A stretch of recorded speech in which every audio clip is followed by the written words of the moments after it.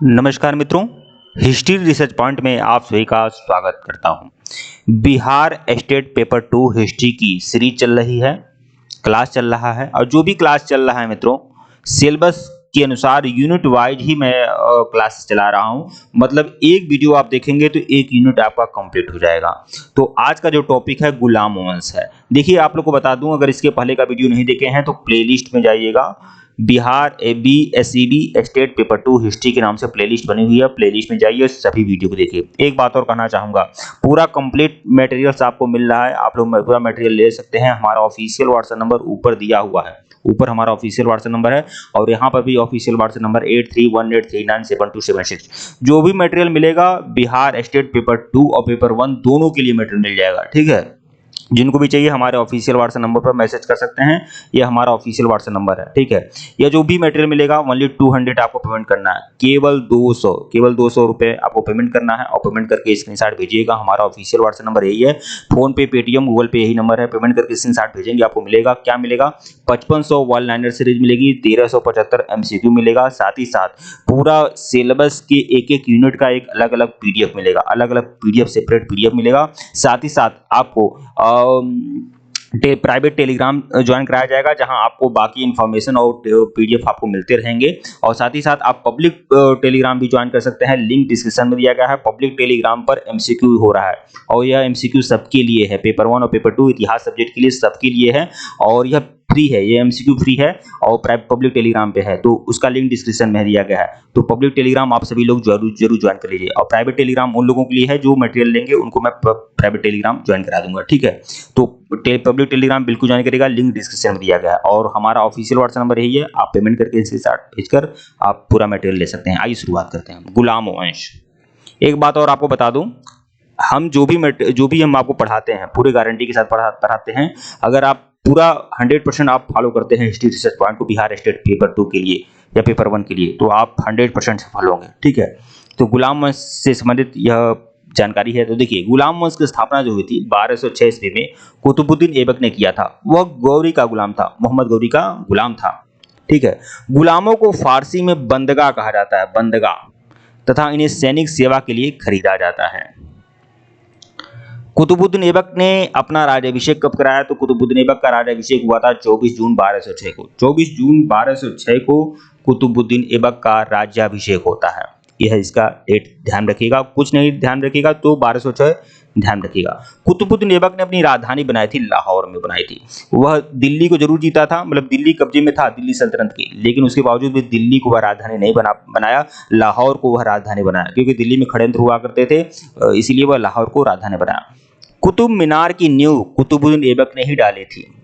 तो कुतुब मीनार जो है लगभग 5 मंजिला इमारत है कुतुब मीनार, तो इसकी पहली जो नींव डाली थी वह कुतुबुद्दीन ऐबक ने ही डाली थी, ठीक है।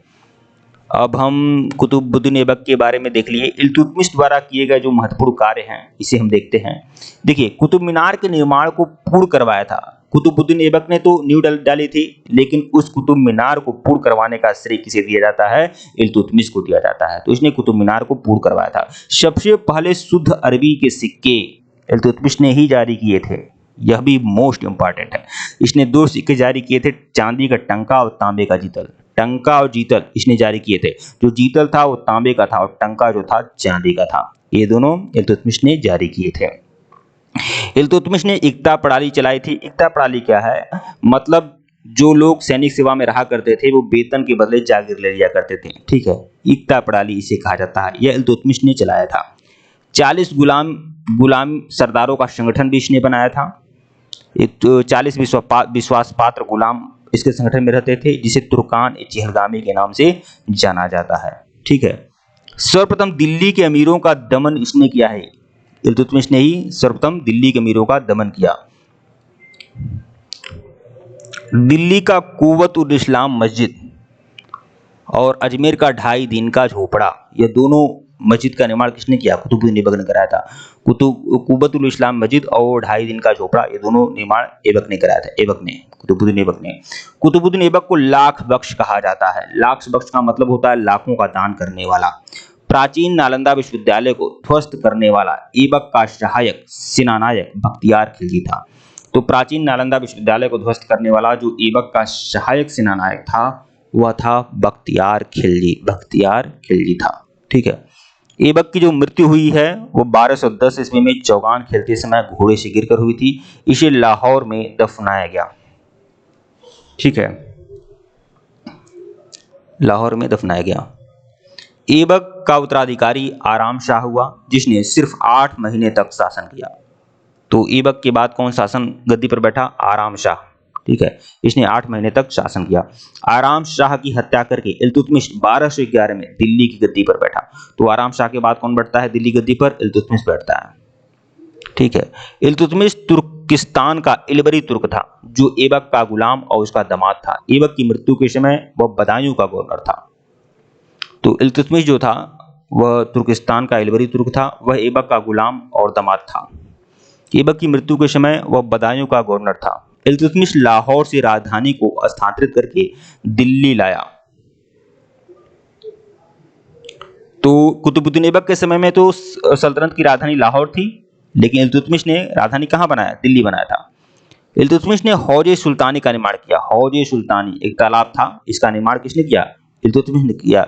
कहाँ किया था? दिल्ली कोहना के निकट। दिल्ली कोहना के निकट मतलब दिल्ली में ही दिल्ली कोहना है, उसके निकट हौजे सुल्तानी का निर्माण इल्तुतमिश ने किया था। मोस्ट इंपॉर्टेंट है, ध्यान रखिएगा आप लोग। इल्तुतमिश पहला शासक था जिसने 1229 में बगदाद के खलीफा से सुल्तान पद की वैधानिक स्वीकृति प्राप्त की। ठीक है, इल्तुतमिश की मृत्यु जो हुई थी अप्रैल 1236 में इसकी मृत्यु हो जाती है।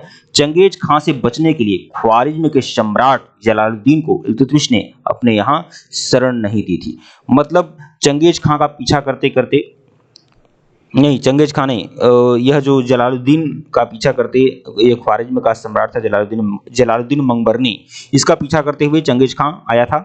लेकिन जलालुद्दीन मंगबरनी जो था इल्तुतमिश से शरण मांगा, लेकिन इल्तुतमिश ने नहीं दिया। ठीक है, क्योंकि चंगेज खां गुस्सा ना हो जाए, नाराज ना हो जाए। इल्तुतमिश के बाद उसका पुत्र रुकनुद्दीन फिरोज गद्दी पर बैठा। वह एक अयोग्य शासक था। अब रुकनुद्दीन फिरोज के बाद कौन गद्दी पर बैठता है? तो रजिया सुल्तान बैठती है, वही रजिया सुल्तान जो इल्तुतमिश की पुत्री थी।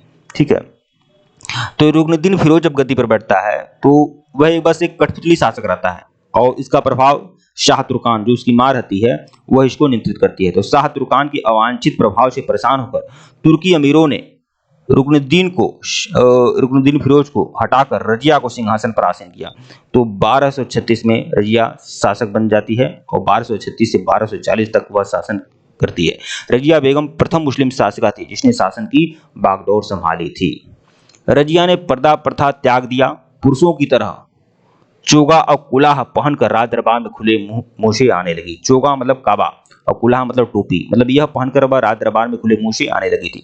रजिया ने मलिक जमालुद्दीन याकूत को, यह इससे वह बहुत प्रेम करती थी रजिया। ठीक है, और इस मलिक जमालुद्दीन याकूत को इसने अमीर याकुर के पद पर नियुक्त किया। अमीर याकुर मतलब घोड़ों का सरदार। ठीक है, इतना जरूरी पद इसने दे दिया था। गैर तुर्कों को सामंत बनाने के लिए रजिया के प्रयासों से तुर्की अमीर विरुद्ध हो गए और उसे बंदी बनाकर दिल्ली की गद्दी पर मुइजुद्दीन बहरम शाह को बैठा दिए। बाद में तुर्की अमीर रजिया को हटा दिए और उसके बाद बहराम शाह को शासक बना दिए। रजिया की शादी अल्तुनिया से हुई थी। इससे शादी करने के बाद रजिया ने पुनः गद्दी प्राप्त करने का प्रयास किया, लेकिन वह असफल रही। रजिया की हत्या 13 अक्टूबर 1240 को डाकुओं के द्वारा कैथल के पास किया गया। जो कैथल है पंजाब में है, तो यहाँ पर इसकी हत्या हो गई थी। बहराम शाह को बंदी बनाकर उसकी हत्या 1242 में, बाद में 1240 से 1242 ओनली 2 ईयर के लिए बहराम शाह गद्दी पर था। बहराम शाह के बाद दिल्ली का सुल्तान कौन बना? अलाउद्दीन मसूद शाह, जो 1242 से 44 के मध्य रहा।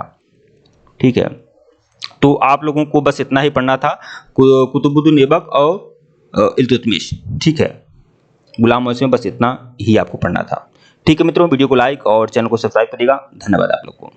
और लिंक डिस्क्रिप्शन में है, और जिनको भी पूरा नोट्स चाहिए वो लोग हमारे ऑफिशियल व्हाट्सएप नंबर पर मैसेज कर सकते हैं। ऑफिशियल व्हाट्सएप नंबर डिस्क्रिप्शन में दिया गया है, यहाँ पर भी शो हो रहा है। आप पेमेंट करके स्क्रीनशॉट भेज दीजिएगा, आपको मटेरियल मिल जाएगा। धन्यवाद आप लोग को।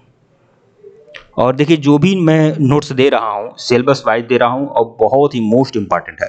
झारखंड पीजीटी इतिहास का तैयारी मैं कराया था और आप जाकर देख सकते हैं। वर्ल्ड हिस्ट्री से संबंधित जितने भी सीरीज मैंने कराए थे, जितने भी प्रश्न हमने कराए थे, लगभग 90% प्रश्न हमारे सीधे-सीधे हमारे नोट्स से आए हुए थे। तो मैं आप लोगों के लिए बहुत सारे जो भी श्रव्यमान पुस्तकें होती हैं, उसका अध्ययन करने के बाद ये सब सारे मटेरियल मैं तैयार करता हूँ। धन्यवाद।